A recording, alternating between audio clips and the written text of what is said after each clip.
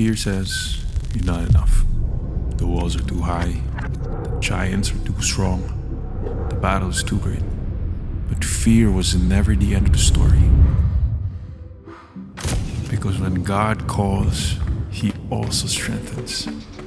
Through rugged terrain, across uncertain ground, into the dark valleys of life, He gives courage to keep moving forward. When the journey feels too long, when the path ahead is unclear, when every step demands more than we think we have, God goes before us. Strength for the journey, faith for every step, courage for the calling.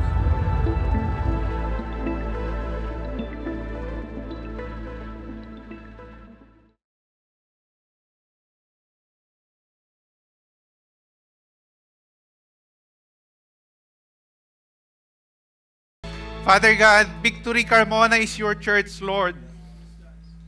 This church is yours. Build it, Father God. Kung ano man yung mga plano namin, ano man yung mga gusto namin gawin sa church na to, Lord God, override mo, Lord God, by your power, Lord God. Kung maliit man ang mga plano namin sa church na to, give us the faith, Lord God, to do yung mga bagay na gusto mong gawin sa church na to, Lord God. Jesus, You are the cornerstone and will always be the foundation of this church. Salamat po, Lord. Holy Spirit, let your presence always be with us to send us as one, Father God, to share the gospel kung saan man kami dadalhin. Lord, let this church be not just a mission field but a mission force, Lord God. Na hindi lang kami titigil sa Victory Carmona, pero titigil kami kung saan mo kami dadalhin, Father God. Lord, as we hear your word today, give us the ears to hear you. Give us the, mangusap ka personally at directly sa amin, Lord God. Let your Holy Spirit be with us. Speak to us. In Jesus' name we pray. Amen. Please keep on standing as we read our text today. Please open your Bible on Joshua chapter 24, verse 14 to 15. Dalawang verse pong babasahin natin. Basahin natin sa ESV. Kung andyan na po kayo, simulan kong basahin. Sunod na kayo. Verse 14, Now therefore, fear the Lord and serve Him in sincerity and in faithfulness. Put away the gods that your fathers served beyond the river and in Egypt, and serve the Lord.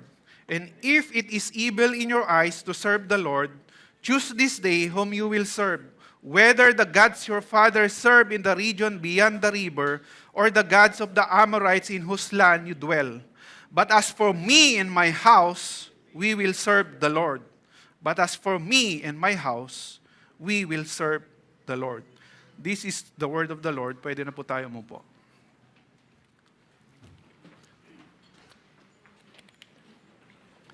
Good afternoon, Victory Carmona. Basta po kayo? Wala namang biraha, no? It's my honor and privilege to preach the Word of God for you today, and we are grateful na andito po kayo. And I really believe that God has a word for us individually today. And I am Rodel, one of the leaders and serve team here in Victory Carmona. We are closing our series called To Courage. And siguro naman, matatapang at magigiting na tayo ngayon kasi 4th week na to. O, sabihan mo yung katabi mo kahit mukhang matapang. Sabihin mo, matapang ka na ba para kay Lord? Ayun. Anyway, again, I hope that God has been speaking and will continue to speak to us through this series. And we are still in the book of Joshua. Trivia lang before we proceed. Alam nyo ba na yung book of Joshua daw ang pinaka-judgmental na book?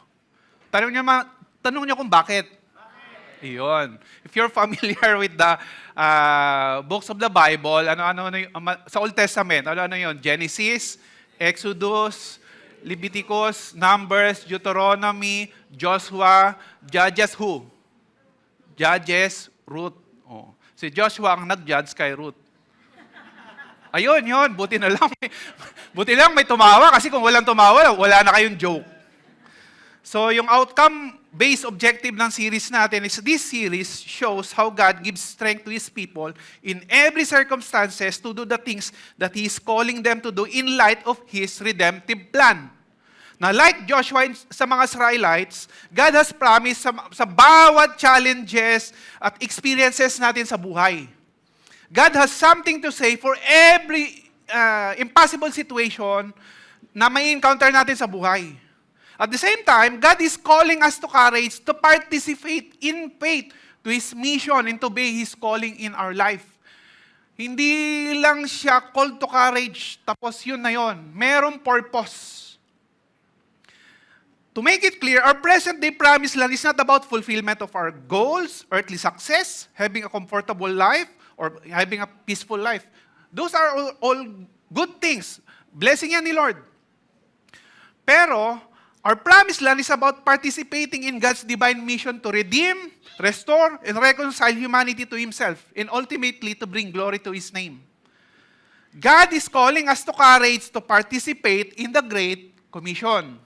That's why we want to call yung 10 days missionary natin sa Timor-Leste. Can we ask our 10 days missionary to come forward? Isi-send off po natin sila. Send out? Send out natin sila. Yan. Ang team natin ay galing sa Victory Carmona and Victory Silang. Sige po. Sila po ang magigiting natin na nag-participate sa mission sa dami pala.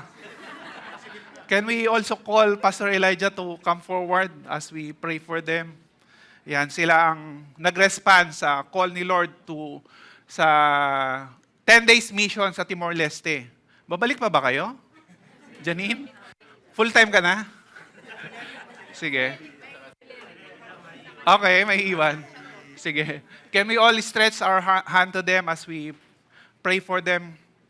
Father God, salamat po sa heart ng bawat isa na to, Lord God, who responded, Lord God, on your call, Lord God, to go on sa mission field sa Timor-Leste, Lord God. We pray, Lord God, na ngayon pa lang i-prepare mo na yung place na pupuntahan nila, Lord God. I-prepare mo na yung harvest, Lord God. I-prepare mo na yung mga tao na kailangan nila makausap, Lord God. Ngayon pa lang, Lord God, samahan mo sila at hindi lang mo lang samahan, manguna ka, Lord God. Yung Holy Spirit, mas mauna pa sa kanila to prepare that place, Lord God. Lord, we pray, Lord God, kung meron pa mga kailangan nilang i-prepare, would you be the one to provide, Lord God? Would you be the one, Lord, na kung meron pa man silang kailangan pa financially, would you be the one to give, Lord God, sa support nila, Lord God?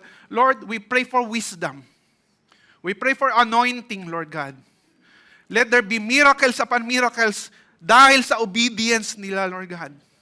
Let there be a great harvest because of their faith to go, Lord God. Salamat po, Lord. Let your name be glorified because of them because of their obedience, Lord God. Salamat po, Lord. In Jesus' name we pray. Amen. Salamat po. Pwede na po kayong po. Sila po ang 10 days missionary natin sa Timor-Leste, and September 9 pa sila aalis. Pwede pa rin kayong mag-support. Kung gusto niyo mag-support, I think kailangan pa nila ng additional funds para sa other. Basta kailangan pa nila. Support na lang kayo. Hindi na tayo makapunta, kaya tulungan na lang natin sila. Okay. Review muna natin yung topic natin in the last 3 weeks. Mabilisan lang to.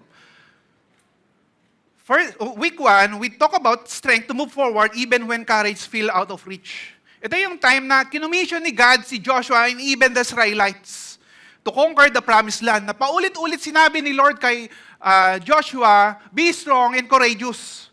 We learned that courage is not the absence of fear, it's moving forward in spite of fear.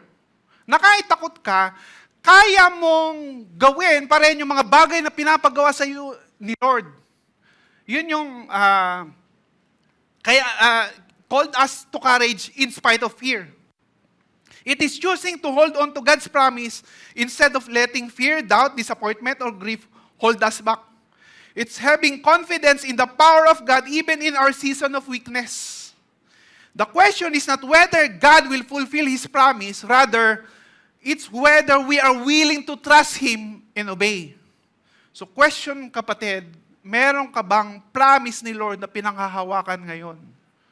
Dapat bawat isa sa atin merong promise ni Lord na pinanghahawakan. Nung week 2, we talk about strength to trust God because in Him, faith always makes sense. Ito yung time na natalo nila ang Jericho, a city with a fortified wall. Actually, sa lahat ng promised land, sa lahat ng cities ng promised land, I think siya ang pinaka-strongest in terms of military strength. Yet natalo nila yon sa pamamagitan ng pagmarcha paikot sa city in 7 days. Matatalo mo ang isang city, iikot ka lang 7 days. That is unthinkable. That is impossible.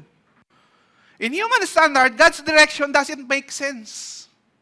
But His awesome power can give us strength if we obey, kahit hindi man natin naiintindihan yung bagay na pinapagawa niya sa atin. God's character is what anchors our trust in His promise when we don't even fully understand His will and purposes. So don't get tired on trusting God in holding on His promise. Even if it seems that nothing is happening, don't quit on the 6th day because 7th day is coming. So if you're facing a wall of Jericho this season, don't quit on God's promises. Sabihin mo sa katabi mo, don't quit on day 6. Sabihin mo na. Para kota na siya at pwede na matulog.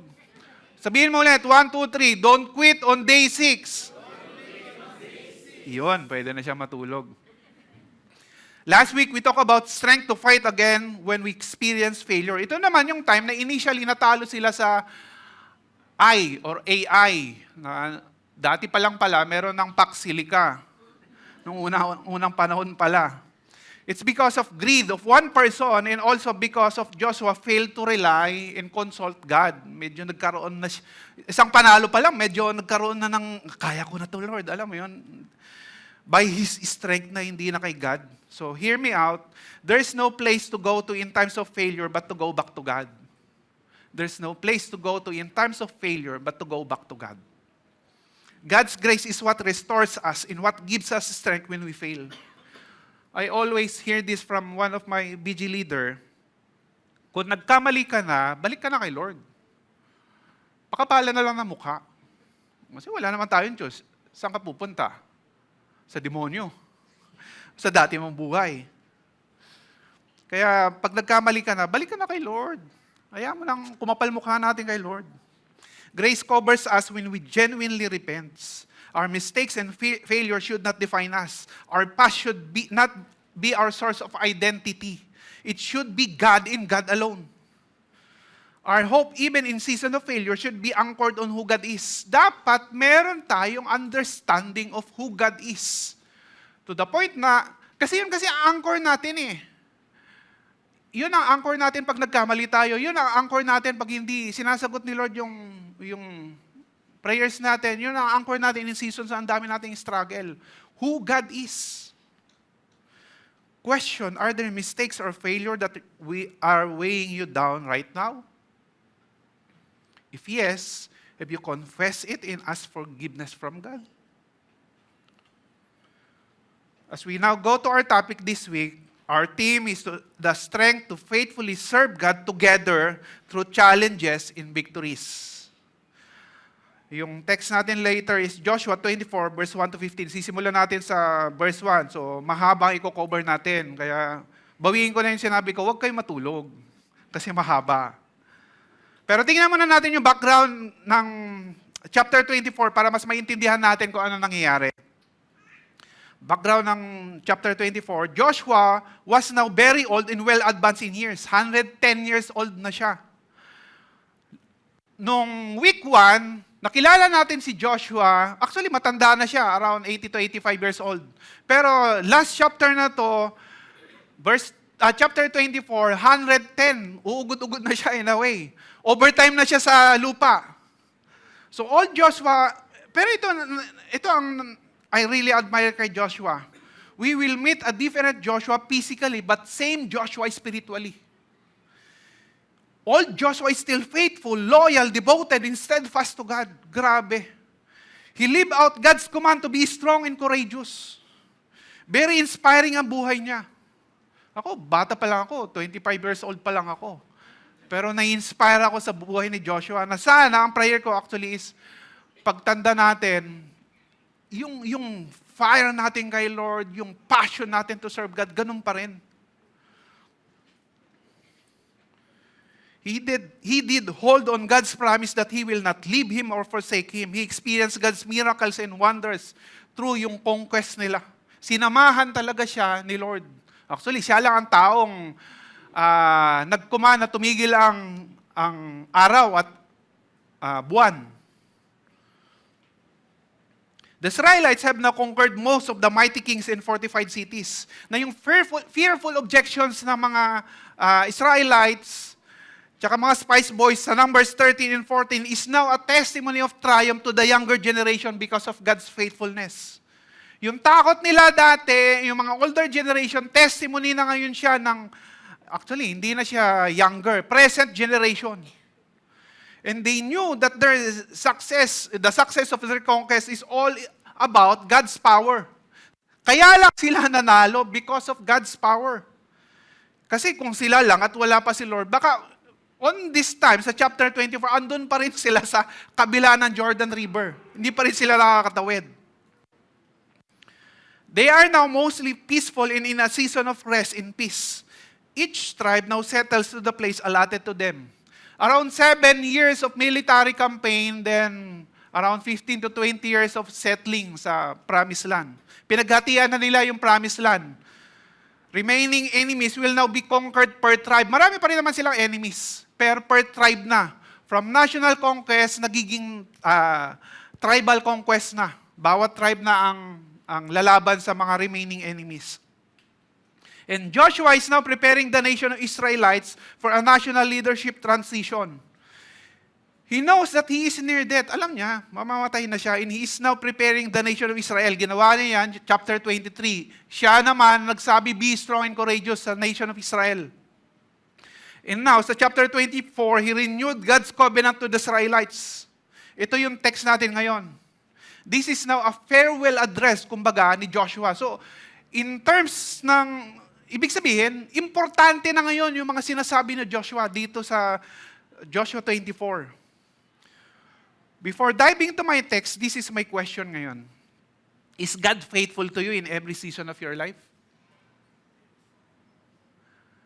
In your past experiences, did God remain faithful, loving, and present through all the different seasons of your life?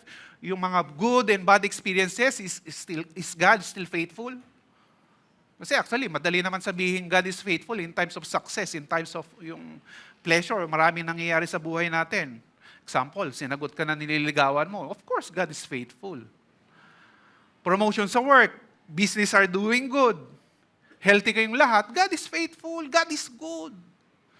Yung wala kang financial problem, nasa season ka na ang problema mo lang, nag-aantay lang ng delivery ng Shopee, God cares. Alam mo yun? But how about of waiting season? What about yung time na pinagpipray mo, magkaroon ng anak, magkaroon ng promotion, magkaroon ng direction, or may pinagpipray ka, hindi sinagot ni Lord? Is God still faithful? Tagal mo inaantay yung Mr. Right or Miss Right. Mga kabatch mo, 2 anak na ang pinabinyagan, ikaw, alaga ka pa rin ng pusa at aso. Yung nanay mo, nawawalan ng pag-asa, magkaapo. Is God still faithful? Mga secured kasi mga kwan natin, mga singles natin, kaya sila ang binibiro ko. Is God faithful kung ang tagal niyang sagutin ang prayers natin? O kaya ang sagot niya is no sa prayer natin? Or kung sunod-sunod yung financial challenges natin, or how about a season, yung heartbreak or loss? Do you think God is still faithful? I hope ang sagot natin dyan is yes. I hope you are experiencing God's faithfulness and goodness in whatever season you are in. But let me switch yung question. If you think God is faithful to you in every season, are you faithfully serving Him whatever season you are in? Or do you serve God only if nasagot ang prayer request mo? Do you worship only if nakuha mo ang gusto mong trabaho, sasakyan, or bahay, kung ano man pinagpipray mo? Do you give your tithes and offering only if mataas ang sales sa business or maganda ang takbo ng career mo? When the rubber meets the road, can you honestly say that you will still faithfully serve Him? Is your faith in our service to Him based on our circumstances or based sa season natin? Or do we have the strength to serve God in season of challenges and not just season of victories? Let's now go to our text and see what we can learn as Joshua renews covenant of God with the Israelites. Simulan natin sa Joshua 24 verse 1.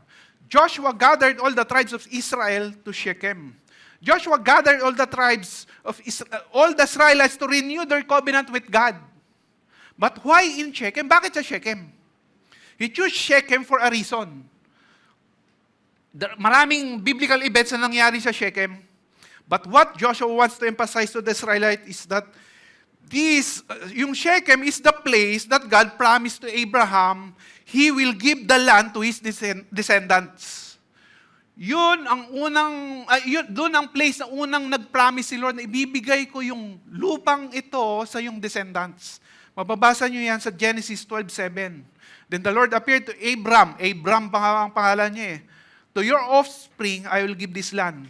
Pinapakita ni Joshua na andun sila sa promised land dahil sa pangako ni Lord kay Abraham. And God fulfilled it in their time. Blessed pa nga sila kasi yung present Israelites, sila ang inalaw ni God makapasok sa promised land. That God is still faithful to fulfill His promises. When He said it, He will do it. He is a promise giver and a promise keeper. Yan probably ang gustong emphasize ni Joshua why he chose Shechem. In summon the elders, the heads, the judges, and the officers of Israelites. As I said earlier, old Joshua is about to die and he is preparing them for a big, malaking shift, malaking leadership transition in their nation. They will now transition from single leader to individual leaders per tribe. From si Moses, Joshua, wala nang single national leader na pumalit. Magiging tribal leaders na, which will be called judges. Kaya yung book na susunod is, ang galing. Yun. Hindi na centralized ang leadership. Theocracy pa rin ang form of government, pero per tribe na ang leadership. Iba na ang hawak ng beat, hindi na si Joshua. And they presented themselves before God. Ang galing ni Joshua. Joshua was now older but wiser. He initiated the covenant renewal again because he knew yung mga Israelites can easily forget their covenant promise kay God. Ang dali lang masway. He wants to make sure that they have a right posture of their hearts towards God kung wala na siya. That they will not forget their covenant as a nation to God. Especially now, yung andun sila sa middle ng place na ang daming foreign gods. Joshua had the wisdom to challenge the Israelites to respond to a covenant-keeping God with active trust, wholehearted obedience, in faithful service. Verse 2-4, and Joshua said to the people, thus says the Lord, the God of Israel, long ago, your fathers lived beyond the Euphrates, Terah, the father of Abraham, and of Nahor, and they served other gods. Then I took your father Abraham from beyond the river, and led him through all the land of Canaan, and made his offspring many. I gave him Isaac, and to Isaac I gave Jacob and Esau, and I gave Esau the hill country of Seir to possess, but Jacob and his children went down to Egypt. Si God ang nagsasalita dito, and God is recalling the history of their forefathers. He is simply saying, there was a season wherein si Abraham was serving other gods. And he and his family live in or beyond Euphrates River, present-day northern Iraq, and worship other polytheistic Mesopotamian idols and deities. Hindi pa kilala ni Abraham si God. He doesn't have faith in God and he is doing what God hates. Ginagawa pa niya yung what God really abhors. And one of the things that God hates or abhors is so much is worshiping other gods. Because He is holy and jealous. Actually, makikita mo yan sa 24 verse 19, kaso hindi na natin naabutan. Yet, by His mercy and grace, He called Abraham to Himself. God is saying, I took Abraham. I redeemed, I saved him. Si God ang nag-draw kay Abraham to Himself. And He set him apart or led him to participate on God's greater scheme to redeem humanity. Siya ang nagtawag kay Abraham, siya ang nag-set apart kay Abraham for His divine redemption sa humanity. God did all the work and saved Abraham. Si Lord lahat. Walang pwedeng may pagmalaki si Abraham na nasave siya dahil mabait siya. Actually, hindi nga. Nag-worship nga siya ng ibang gods eh. Actually, faithless siya. Faithless siya kasi hindi pa niya kilala si Lord nung una.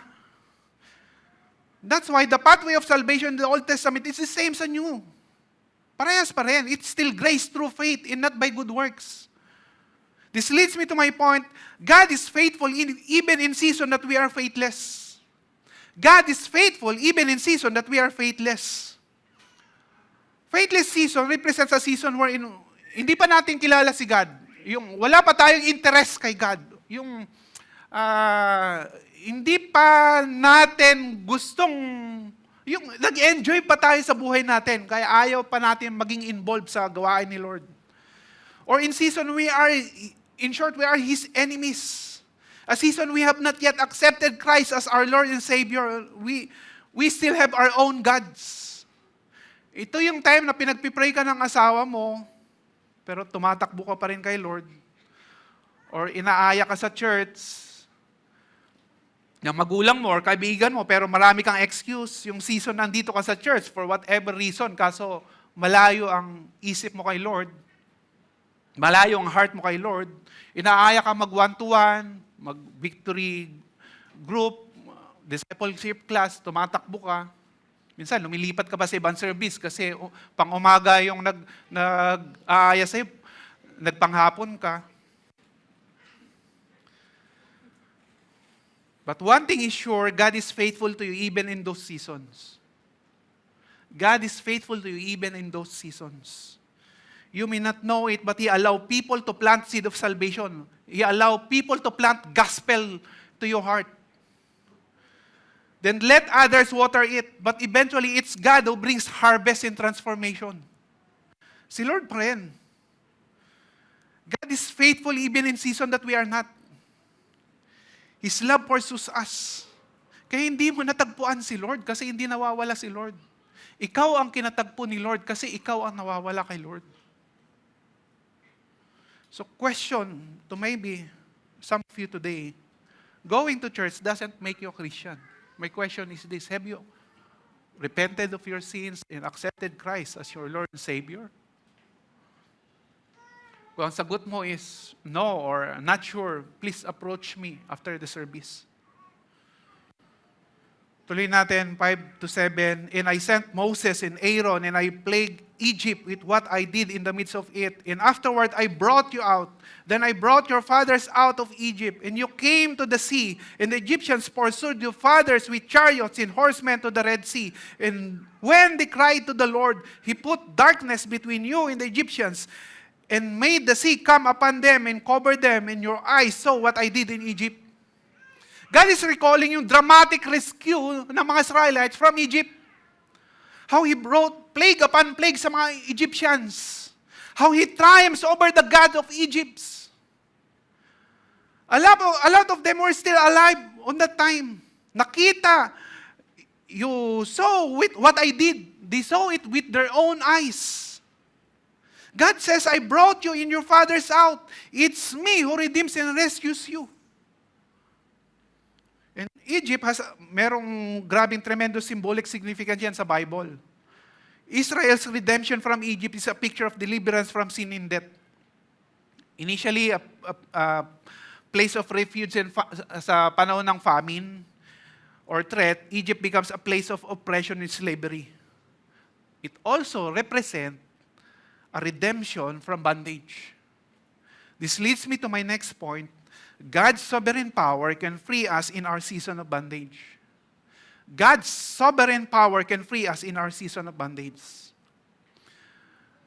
A season of bondage is a spiritual phase in a life wherein we feel trapped, controlled, or enslaved.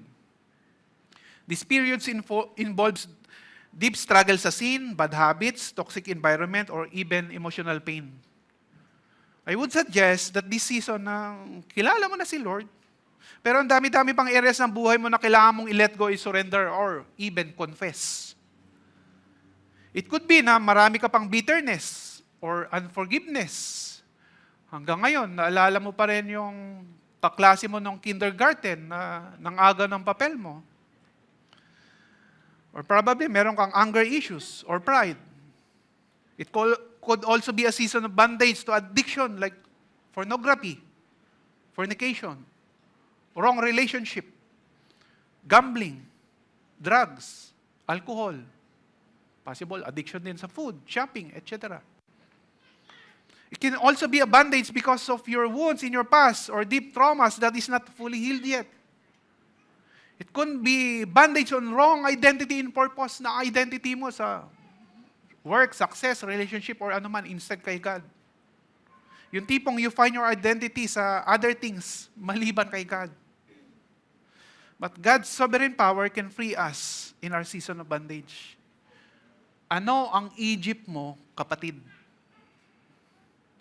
If you are here and you're still struggling with any kind of bondage in your life, I really encourage you to come forward. After the service, we will pray for you. We will pray with you.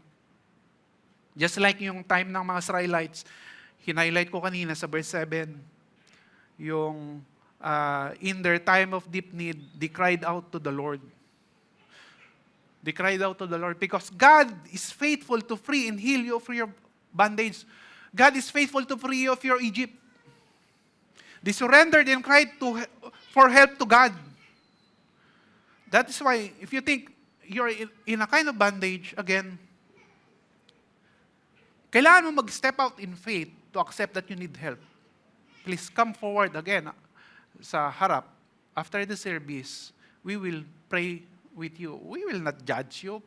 Probably, mga pinagdaanan na ng iba sa amin. And only God can heal or give us the freedom that we need.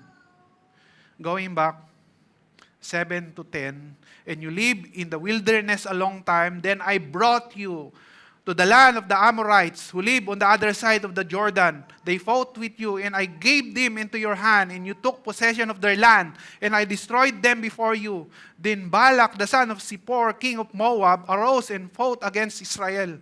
And he sent and invited Balaam, the son of Beor, to curse you. But I would not listen to Balaam. Indeed, he blessed you, so I deliver you out of his hand. Ang dami-dami nangyayari sa text na yan, pero hindi na natin i-dig deep. Ito malamang ay very fresh pa sa kanila. Because it happens in their time. They themselves experience living 40 years in the wilderness because of the stubbornness, yung rebellious heart nila. They have seen how the older generation died in the wilderness because of their rebellious heart. But in spite of their sinfulness, God allowed them to live in the wilderness by feeding them, protecting them, and delivering them from their enemies.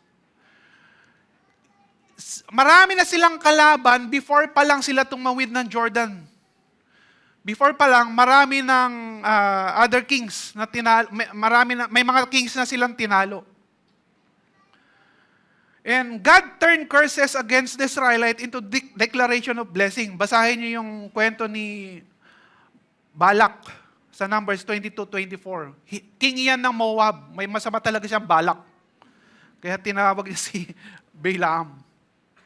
Pero again, bago pa lang sila nakatawid ng Jordan River, marami na silang kings and kingdoms na tinalo. Actually, hindi sila tumalo, si God ang tumalo. And they defeated all their enemies because God was the one fighting with them. God poured out His immeasurable grace to them kahit pa disobedient yung heart nila. May stance pa nga doon sa Numbers 24 na yung mga Israelites indulge with sexual immorality and the worship Moabite gods. God's holiness demands justice and He disciplined them. Isipin mo, pinoprotektahan mo na sila, tapos they still worship other gods, gagawin pa nila yung mga things that you hate. Pag ako si Lord, talagang matagal ko na silang binura. Pasalamat na lang, hindi ako si Lord. But even in God's anger, God's love to them is long-suffering. Grabe talaga si Lord. God's love is long-suffering. His grace to them is immeasurable. His mercies are exhaustible.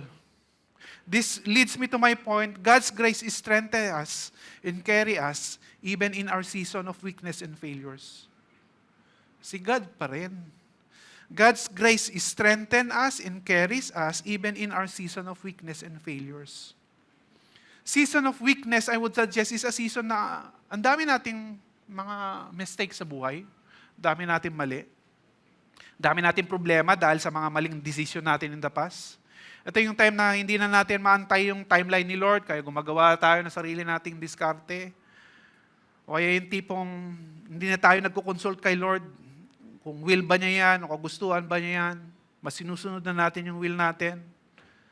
It could be rin sa season na disappointed ka, or nasaktan ka, or you're overcome with grief, nahirapan ka makapag-move forward. You're stuck emotionally or mentally. It could also be a season that God seems na hindi, season na parang hindi nakikinig si Lord, parang ang layo-layo niya. Ito yung season na to. Ito rin yung season na parang sakto lang yung meron tayo sa buhay. Tapos minsan, mas marami pang beses kulang. A season of financial drought. It could also be a season that it seems paikot-ikot na lang ang nangyayari sa buhay natin. Naging routinary na lang ang buhay. Pero again, God's grace is strengthen us and carry us even in our season of weakness and failure. The Bible says in our season of weakness, God's grace is sufficient. His power is made perfect. Yung season na kala natin walang pakialam si Lord, yun ang season na grace niya ang nagbibigay sa atin ng strength. Yung season na kala mo, hindi kasi nasamahan ni Lord, hindi mo alam, si Lord na lang ang bumubuhat sa iyo. If you are in this season, let me encourage you. The Bible says the righteous fall down 7 times, but they will always rise up. David says, I was young and I was old, but I have never seen the righteous forsaken. May righteous na naghirap, pero walang righteous na pinabayaan ni Lord. God knows what you are going through and He cares. We may go through God's discipline, but He never abandon His covenant people. Whatever you need, God is able to provide because He owns the cattle in 1,000 hills. Even the hills, He owns it. And He is more than able. He is a God that can do exceedingly above and beyond anything we can ask, hope, think, or imagine. Ganyan ang Diyos na pinagsisilbihan natin, kapatid. Malayo pa tayo. Let me go back to our text. 11:13, and you went over the Jordan and came to Jericho, and the leaders of Jericho fought against you, and also the Amorites, the Perizzites, the Canaanites, the Hittites, Girgashites, Hivites, and the Jebusites, and I gave them into your hand, and I sent the hornet before you, which drove them out before you, the 2 kings of the Amorites. It was not by your sword or by your bow. I gave you a land on which you had not labored, and cities that you had not built, and you dwell in them. You eat the fruit of vineyards and olive orchards that you did not plant. Again, nire-recall ni Lord yung experience nila. God is recalling their entry and conquest of the promised land, and how God gave their enemies to them. Na kinapture nila yung fortified cities, even giants, natalo nila. Ang dami nilang kings and kingdoms na tinalo na way more stronger than them. Way more equipped than them. Pati ata mga termites eh. Wala ba dyan? Natalo rin nila. The hornets refer to God sending panic or terror, stinging plugs against, nauna na yung hornet or yung fear. Bago pa lang sila nakapasok, kung naalala nyo yung kwento ni Rahab sa Jericho, God is the one who send panic sa mga kalaban nila. God is indeed faithful in fulfilling His promise. They conquered way more powerful kings, sabi ko nga, in way more powerful kingdoms. He is faithful to finish what He started. And God gave them land and cities to dwell in, food that they did not plant. Yung mga cities na natalo nila, yun mismo, doon sila mismo magsisettle. Kakain sila ng magkain na hindi sila ang nagtanim. Deserve ba nila? I would say no. Pero kaya nga siya grace ni Lord kasi hindi nila deserve. Otherwise, kung deserve nila, sahod yun. This leads me to my point. God is faithful to fulfill His promise and to bless us beyond what we deserve. God is faithful to fulfill His promise and to bless us beyond what we deserve. Ito yung season na may natatanggap kang blessing, pero alam mong hindi galing sa'yo or hindi dahil sa effort mo. Alam mong grace lang talaga ni God. This is the season that God stretches our faith, na kahit ang daming nangyayaring problema sa buhay mo, pinapakita niya sa atin kung sino siya. Ito yung probably yung season that God wants to show to us that He is a loving Father. Hindi killjoy si Lord. He wants us to enjoy His blessing. He is a good Father who wants to bless His sons and daughters. Does God wants to prosper us? Absolutely yes. Iba-ibang level lang. Yung 1 talent, 2 talent, 3 talents, isang talent lang, 10 years of, hindi mo pag binigyan ka ng 1 talent, hindi ibig sabihin, ang baba ng binigay sa'yo ni Lord. Hindi. Ang laki-laki ng value ng 1 talent. Hindi ko na-explain kasi baka lalayo tayo. Malayo pa tayo. It is not just, ito lang ang kailangan nyo pakinggan sa kapatid. God wants to bless us, but it is not just for our own benefit and comfort, but for us to participate on His kingdom work and to be a testimony of God's faithfulness. To be a testimony of who God is. God give us the ability to produce wealth for a reason. Mayroong reason kung bakit tayo binibless ni Lord. Last Sunday, before ng 2 p.m., in-approach ako ni RJ. Wala ata siya. And to share his testimony sa akin. And I asked permission from him to share his testimony mga 4 nights ago.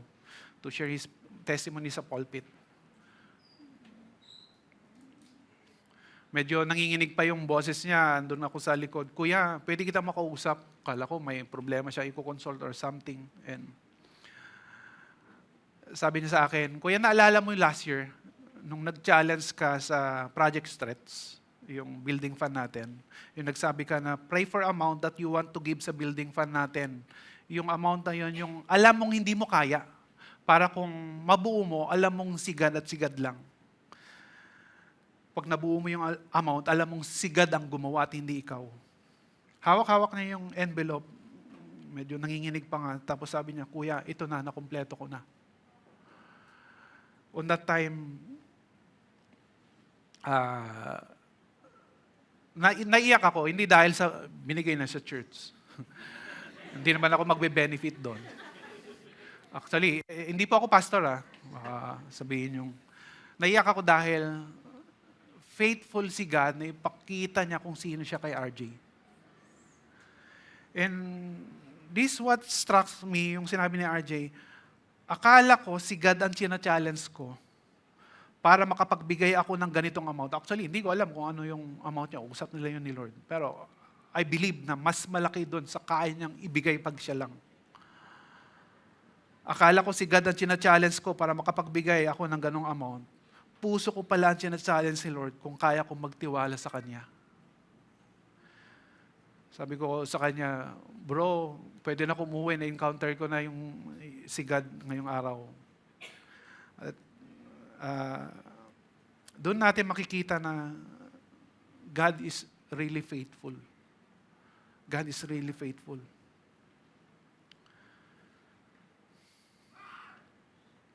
RJ step out in faith to challenge and trust God despite sa mga challenges niya sa buhay. Despite sa mga economy is not good. Marami rin naman silang problema sa buhay. Kasi madali naman sabihin God is faithful eh. But can we live out that faith? If you are here, tulad ni RJ, i-challenge mo rin kung talagang faithful si Lord. Sa ang area mo man, anong area man ng buhay mo gusto i-challenge, challenge mo si Lord. Marami rin akong narinig na kwento, so hindi ko na ma-share yung pangalan nila doon sa mga 10 days mission natin kung paano naging faithful si Lord. Grabe, parang buzzer beater yung faithfulness ni Lord. Pero God's faithfulness is still on time. On time lagi si Lord. And I hope we will all personally experience the faithfulness of God in our lives. Because God's faithfulness in the past give us strength and courage in the present and hope for the future. I hope na-notice nyo yung overarching message from verse 2 to verse 13, yung mga hinighlight ko. The Lord is saying, I brought, I took, I gave, I sent, I destroyed, I delivered. Yung mga hinighlight ko doon, si Lord lahat yon. I brought, I took, I gave, I sent, I destroyed, I delivered. God did it all. Sa mga Israelites. He is faithful every step in the past, and He is faithful in every season of our life. Our season changed, but God's faithfulness stays the same. There is no one like the Lord. Hindi ko alam sa iyo kapatid, pero God is indeed faithful. And He is true, even in our season of struggle, even in our season of doubt. Personally, I am where I am today because of God's grace and God's grace alone. Twice, I almost died. Once, nasaksak pa ako. Kaya ano man ang season mo, kapatid, you can choose faith in spite of fear. Hope in spite of struggle and confidence in the God who holds our future. God is faithful and will always be faithful. God is good and will always be good. He is loving and always be loving. Because He is the same yesterday, today, and forever. Going back sa intro question ko kanina, I hope you can honestly declare that God is faithful to you in every season of your life. Moving on, our faithfulness to God is anchored on His faithfulness to us. So if God is indeed faithful, Joshua is challenging us to do 3 things. Verse 14 to 15, Now therefore, fear the Lord. Joshua is saying to the Israelites, nakita at na-prove na natin na faithful si Lord sa covenant promise niya, at siya ang gumawa ng lahat para tayo makarating dito sa promised land, at ma-enjoy natin ang blessing niya. Kaya ang first response dapat natin ay fear the Lord. Fear of the Lord does not mean yung being terrified kay God. Rather, to have a holy reverence of Him. It means having a deep sense of awe, respect, and wonder towards God's supreme power and holiness. It's recognizing His tremendous power in understanding that He is holy and He hates sin. This leads me to our application point number 1. Fear the Lord by valuing His presence so much that we refuse to grieve Him or be away from Him. It means choosing Him in His presence more than anything else. And refusing to hurt Him or be away from Him. It is having a proper view of His holiness, causing us to hate what is evil. It is giving our highest worship that guides our heart to obey His will and purposes. It's having a wisdom to seek intimacy with Him. Kaya nga sabi sa Proverbs, the fear of the Lord is the beginning of wisdom. It is a holy fear of God that you don't want to be away from His presence. Yes, God's promised His presence, but we need to intentionally choose to be in His presence. Going back, now therefore fear the Lord and serve Him in sincerity and in faithfulness. Put away the gods that your fathers served beyond the rivers in Egypt and serve the Lord. Second way to respond to God's faithfulness is to serve Him. Yung Hebrew word na ginamit ditong serve is abad, which translate to work, labor, or serve as subject or slave. Ibig sabihin, si God ang master natin, slave niya tayo. Greek, katumbas niya sa New Testament is doulos, nasa dulo tayo. It further means we are lacking personal freedom and we are entirely at our master's disposal. Ibig sabihin, kung ano yung sinasabi niya, yun dapat ang ginagawa natin, yun dapat ang susundin natin. We are to do anything that, hindi dapat tayo gagawa ng bagay na hindi niya pinapagawa. In doing it, in sincerity, Hebrew word na ginamit is tamim, meaning whole, complete, full, or blameless. In other words, serve God with our complete and whole being. Hindi dapat partial. Hindi dapat, Lord, i-compartmentalize kita ng Sunday, pero Monday to Saturday, ako muna yan. Hindi dapat ganon. Let us serve Him with our whole being. Ano pa? Also doing it faithfully. Hebrew word used is emet, meaning factual, truthful, because it is stable, reliable, and fundamentally trustworthy. In other words, yung service for God should be stable and will not shift regardless yung circumstances natin.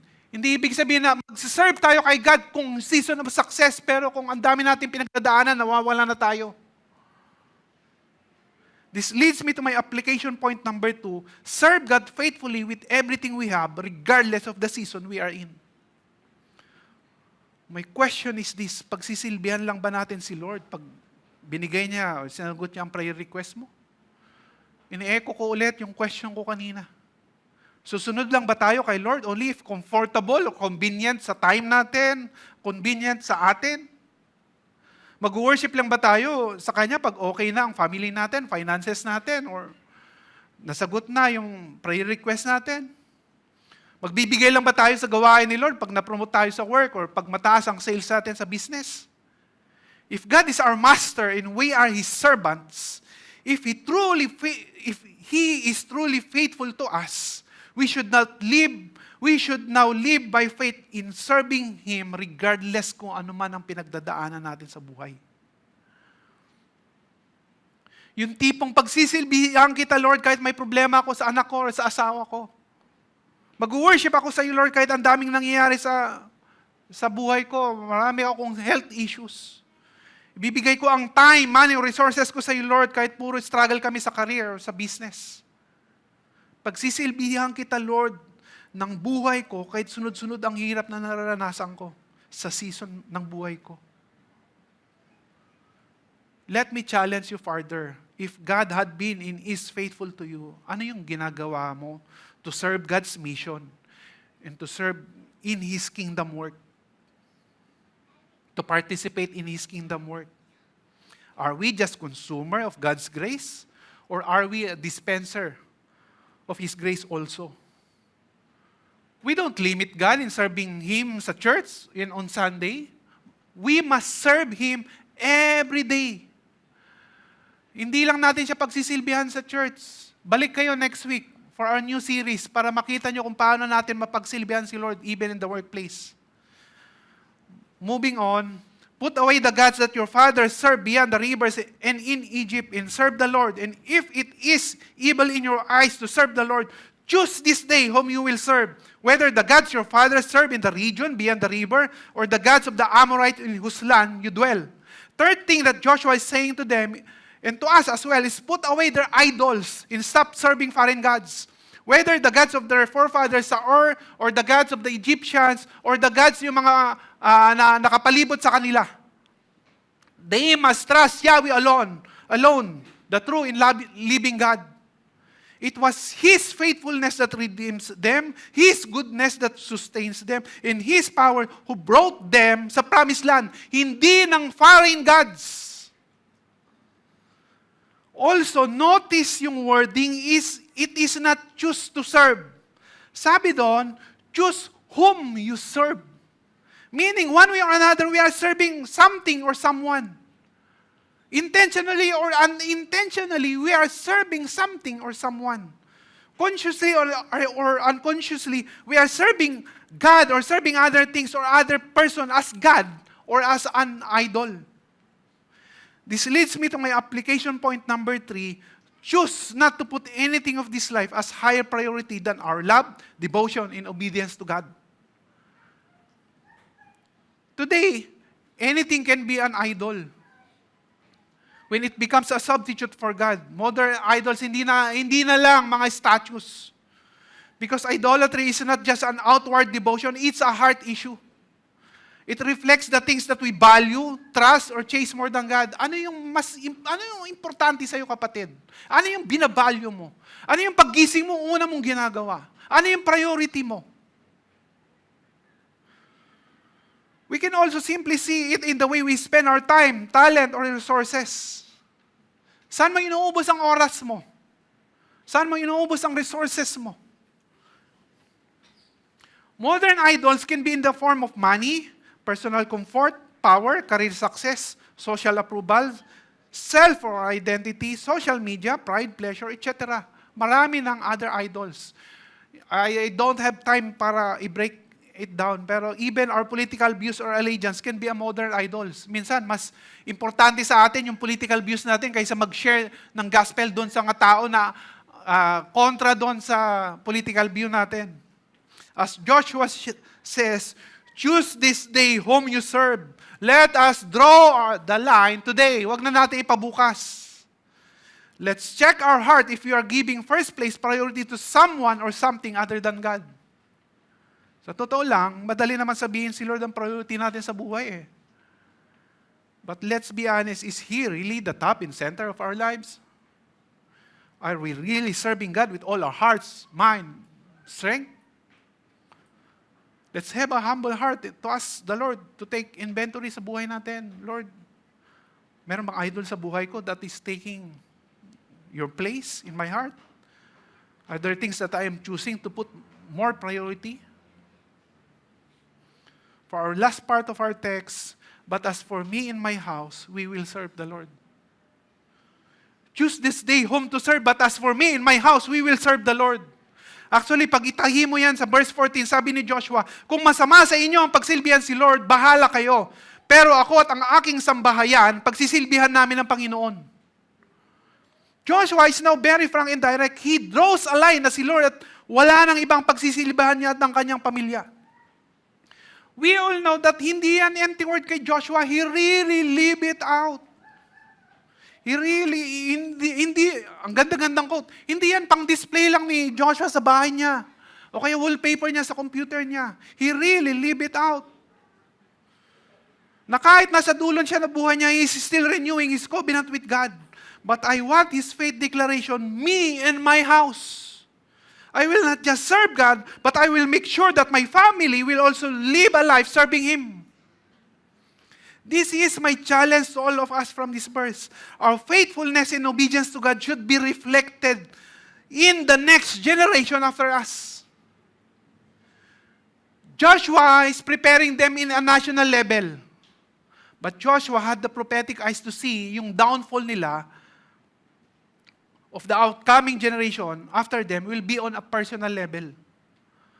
Solving national issues starts with personal conviction and intentional discipleship sa mga anak natin or the younger generation. Ang dami nangyayari sa atin, lalo na sa campus. Recently, may barilan na naman. New laws or even banning games or tightening school security will not solve violence or shooting sa school. Those are not permanent solution. Also, lahat tayo sawa na sa baha. Kailangan mo pang lumangoy para pumasok sa trabaho. Mga estudyante, gagraduate na, nakasuspend pa rin ang klase. And we think that voting a new set of politicians will solve the problem. Let me disappoint you, it will not. It may help, but it will barely solve most of the issues. Because the main problem is the sinfulness of man. The permanent solution to change our nation is me in my house serving God. It starts with me surrendering my life to Christ, then discipling my children to serve God with their all. It starts with us sharing the gospel at home, in the campuses, sa workplace natin. It starts with us sharing the gospel sa younger generation. Because only the gospel has the power to transform lives. Let me challenge the parents in the room, especially the fathers. Do your best to instill the fear and love of God to your kids. Do your best na dalhin sila sa church. Pagtulungan natin i-disciple. Pero simulan nyo sa bahay. But it starts with you being discipled. Me first, before my house. Parents in the older generation, I encourage you, go through discipleship process. Sa one-to-one natin, sa mga discipleship equipping classes natin, connect to small groups. To the younger generation, you should appreciate kung kinukulit kayo ng mga magulang nyo to go to church. Ibig sabihin, concerned sila sa inyo. Without God, you are nothing. And together, the younger and older generation, we all should win every generation with urgency for God. Because if we don't, Joshua 2:10 will happen again. 2 chapters lang after Joshua 24. Joshua 2:10. Hindi ko na babanggitin yan para may assignment kayo. Basahin nyo sa bahay. We should pray for a mighty move of God in every generation because we are just one generation away na yung generation makalimutan si God. Just one generation. We should pray for a mighty move of God in every generation. We should participate in God's mission whatever our season is. This leads me to my one-point lesson. God is calling us to courage to faithfully serve Him together through challenges and victory. If God is faithful, then we must also respond by faithfully serving Him regardless kung anong season natin. We must participate on His redemptive work without excuses, without compromises. Let us serve Him together, both the young and the older generation. Let me read our last verse. 1 Corinthians 1:9, God is faithful, by whom you were called into the fellowship of His Son, Jesus Christ our Lord. Na yung greatest display of God's faithfulness is by calling us to the fellowship with Jesus. Even in our sinfulness, siya pa rin ang gumawa ng paraan to call us to Himself. To draw us to Himself. Because of God's love to us, He gave His one and only Son to redeem us from eternal death. The God-man Jesus lived a perfect life, died a sinless death, and rose again to redeem us from sin and to give us hope, the eternal life. And if we declare that Jesus Christ is our Lord and believe in our heart that God brought Him from life to life, we will be saved. That includes repenting in our sins.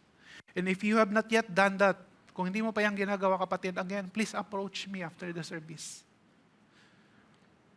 Can we stand as we pray? Father God, thank you for your faithfulness that never fails. Thank you, Lord, for your mercies that are new every morning. And thank you for your unfailing love that guides us through every season of our life. Search us, Father, and know our hearts. Show any idol sa buhay natin, sa buhay namin that offends you, and change everything in us that doesn't please you. Give us eyes to see the urgency of sharing the gospel to others and making disciples of all nations. Here we are, the Lord sent us. Help us to respond in faithfulness by serving you. We pray also for our families and family members na hindi ka pa kilala. Draw them to your saving grace.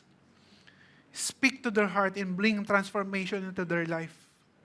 We entrust them to you. As we entrust also our nation to your hand. Bring healing and transformation to our nation. Give wisdom to those in leadership position to solve the problem we are facing right now. But expose and bring to judgment every corrupt officials. Bring unity among your people. May we put allegiance to you and you alone, and not even sa mga political views or idols over our life. All of this we pray in Jesus' name. Amen. Today is our Community Sunday. So before we close, pag-pray natin yung mga community na malapit sa inyo. Mayroong mga may hawak na banner. Kung saan ka malapit, lapitan mo yung banner na yon, then let's have 3 minutes to pray for that place. Yan ang respond natin in God's redemptive work. Yan, meron tayong 2 points to pray for. Let's have 3 minutes to pray for our prayer points.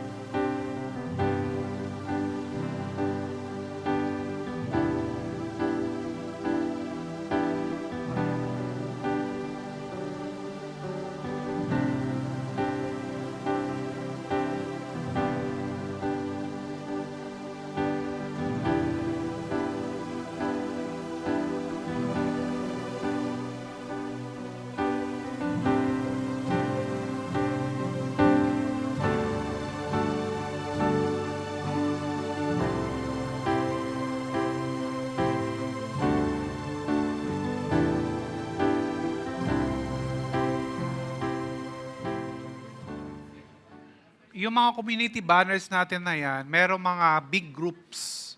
Pwede po kayo mag-attend kung i-check nyo yung mga schedule sa labas, pwede po kayo mag-attend sa mga, nandiyan na sa community kung hindi kayo makapunta dito sa church.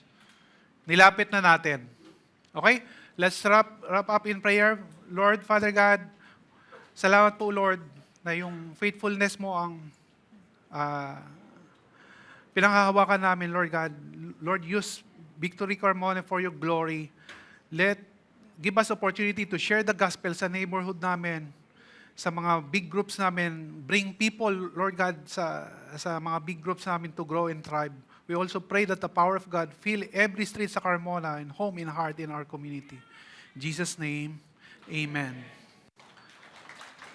May the Lord bless you and keep you. May the Lord make His face to shine upon you and be gracious to you. The Lord lift up His countenance upon you and give you peace. The service has ended. See you next Sunday. If you need prayer, please come forward. Our prayer team will be here to pray for you. Thank you.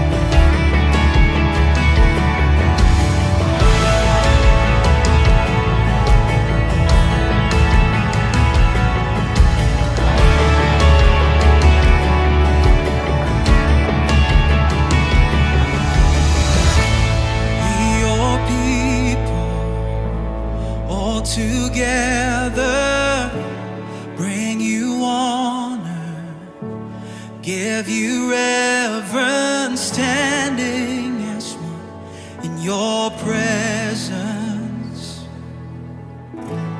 By your Spirit, you have called us a chosen people, sons and daughters, standing as one in your presence. This is your church, God, building. This is your church, God, building. Jesus, cornerstone, God, building.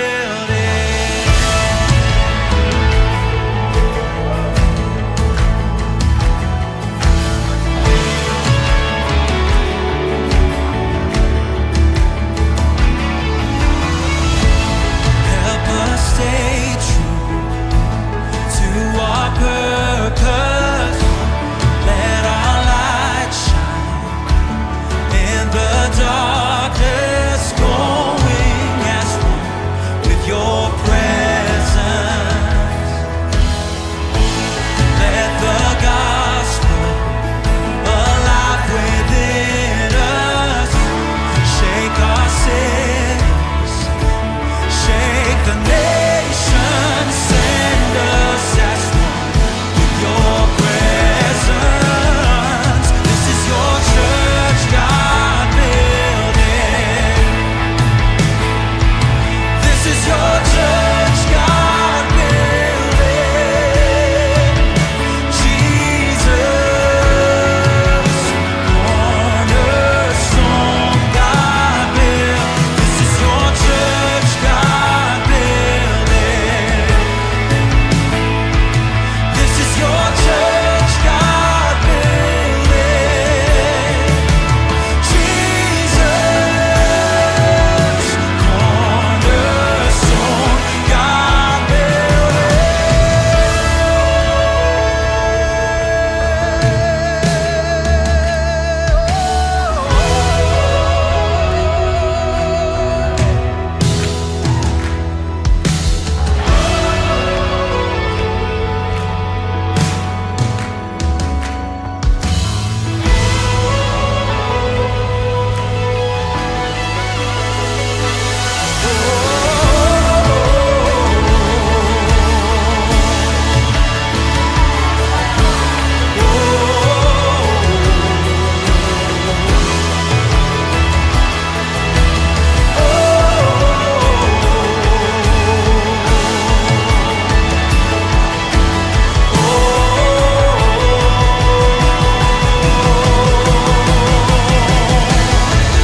we stand secure upon the rock of Jesus Christ, our firm foundation that can never be denied.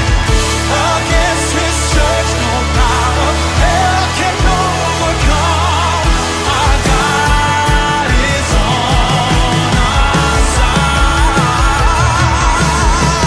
We stand secure upon the rock of Jesus Christ, our firm foundation that can never be denied. Against His church, no power of hell can overcome. Our God is on our side. Yes, He is always on our side.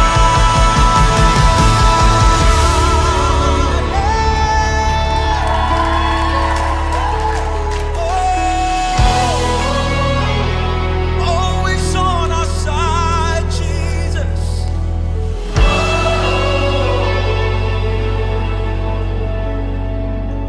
We are yours. We are yours. Kami sa'yo, Kristo. Kami sa'yo, Kristo. Panginoon, aming Diyos. Kami sa'yo,